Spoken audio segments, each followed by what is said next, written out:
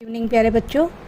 और आज मैं आपके लिए लाई हूँ through the eyes of travellers का पार्ट 9, जिसमें कि हम डिस्क्राइब करेंगे फ्रैंकोस बर्नियर, जो कि डॉक्टर थे विद अ डिफरेंस। मतलब कि उन्होंने जो भी राइटिंग लिखी है उसके जो पॉइंट ऑफ व्यू डिफरेंट थे, और वो इंडिया आते हैं 1700 सेंचुरी में। और हम ये भी पढ़ेंगे कि 1600 सेंचुरी के आसपास बहुत सारे Dutch, English and French travellers India आते हैं। उनमें से पोर्टुगीज़ राइटर थे डुआर्टे बरबोसा, जिन्होंने साउथ इंडिया की सोसाइटी और ट्रेड के बारे में डिटेल नोट लिखा है। इटली के डॉक्टर मनुकी, जो कभी भी वापस नहीं गए और यहीं सेटल डाउन हो गए। फ्रेंच ज्वेलर जीन बैप्टाइस्ट टेवेनिरियर, जो कि 6 टाइम उन्होंने इंडिया में ट्रैवल किया। वो फैसिनेटेड थे इंडिया की ट्रेडिंग कंडीशन के साथ, और इंडिया के मार्केट को उन्होंने कंपेयर किया विद ईरान और ऑटोमन एम्पायर के साथ। मतलब कि इन सब ने बहुत पॉजिटिव अकाउंट लिखा है।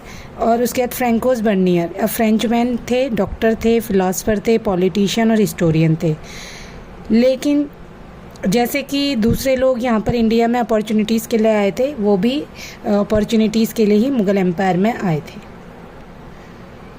वो इंडिया में रहे 12 ईयर्स तक, 1656 से लेकर से 1668 तक। और मुग़ल कोर्ट में शाहजहाँ के बेटे दारा शिकोह के फिजिशियन के तौर पर उन्होंने काम किया।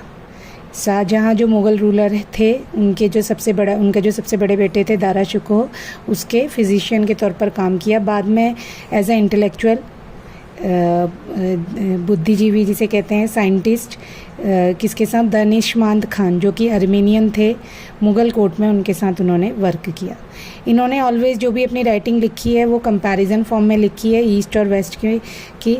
और बर्नियर ने बहुत सारे जो इंडिया के पार्ट्स थे उनको ट्रैवल करा। उन्होंने जो भी देखा उसे उन्होंने कंपेयर किया किसके साथ, इंडिया की जितनी भी सिचुएशन थी उसको देखा और कंपेयर किया यूरोपियन सिचुएशन के साथ। उन्होंने अपने जितनी भी राइटिंग थी वो डेडिकेट करी अपने जो रूलर थे लुईस 14, जो कि फ्रांस के रूलर थे, ठीक है। और जो दूसरे उनके वर्क्स हैं रिटर्न थे, किसमें लेटर फॉर्म में थे, और जो उन्होंने किसके लिए लिखे थे, ऑफिशियल्स और मिनिस्टर्स के लिए, कि इन्फ्लुएंशियल के लिए लिखे थे। मतलब कि उन्हें अपने इम्प्रेस करने के लिए, या ऑफिशियल्स के ऑर्डर में, मिनिस्टर्स के ऑर्डर में उन्होंने लिखे थे। अब उनके राइटिंग अकाउंट से पता चलता है कि उन्होंने जो भी उस समय देखा इंडिया में, इंडिया की सिचुएशन उन्हें ब्लीक नज़र आई, कमज़ोर नज़र आई comparison to development in Europe की डेवलपमेंट सिचुएशन से। और हो भी सकता है कि ऐसा हो क्योंकि इंडिया उस समय कॉलोनियल रूल में था, मतलब कि ब्रिटिशर्स आ चुके थे और ब्रिटिशर्स ने इंडिया के सारे रिसोर्सेज को शक कर लिया था, उसका यूज़ कर लिया था। और उस समय इंडिया की कंडीशन ब्लीक ही हो, जिसमें 1600 सेंचुरी में वो आए थे। और यूरोप तो बहुत पहले से ही डेवलपमेंट की स्टेज में था, जैसे कि हमने रोमन एम्पायर का पढ़ लिया था 4th सेंचुरी 5th सेंचुरी से ही। उनके लास्ट 11th स्टैंडर्ड में आप लोगों ने पढ़ा होगा कि उनके कंट्री में, उनके एरिया में, उनके रीजन में डेवलपमेंट स्टार्ट हो चुके थे, लोग बहुत आगे की सोचने लगे थे।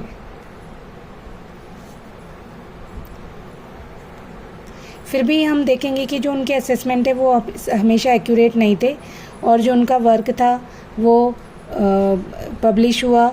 जब पब्लिश हुआ तो बहुत ज़्यादा पॉपुलर हो गए। और जो बर्नियर का वर्क था वो 1670-71 के बीच में इंग्लिश, डच, जर्मन और इटालियन लैंग्वेजेस में पब्लिश हुआ। 1670 से 1725 में उसके अकाउंट 8 टाइम्स फ्रेंच लैंग्वेज में रीप्रिंट हुए, और 1684 के टाइम पर 3 टाइम्स इंग्लिश में रीप्रिंट हुए।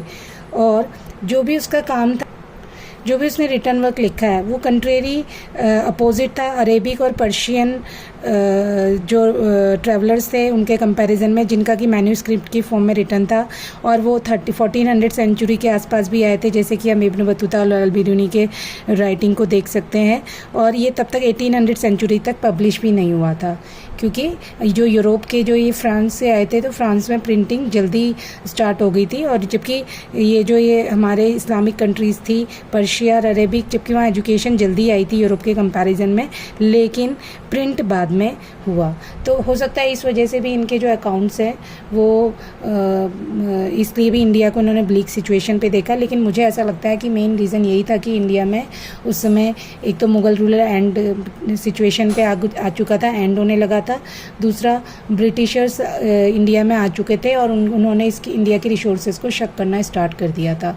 तो बहुत सारा करप्शन हो चुका था, एक्सप्लॉयटेशन हो चुका था इंडिया के रिसोर्सेज का। तो इसी वजह से इंडिया इन्हें ब्लीक सिचुएशन में नज़र आया होगा। तो चिल्ड्रन, मैं उम्मीद करती हूँ कि आपको ये टॉपिक इंट्रोडक्शन ऑफ फ्रैंकोस बर्नियर समझ आया होगा। इसे हम कंटिन्यू करेंगे नेक्स्ट वीडियो में। Thank you very much children.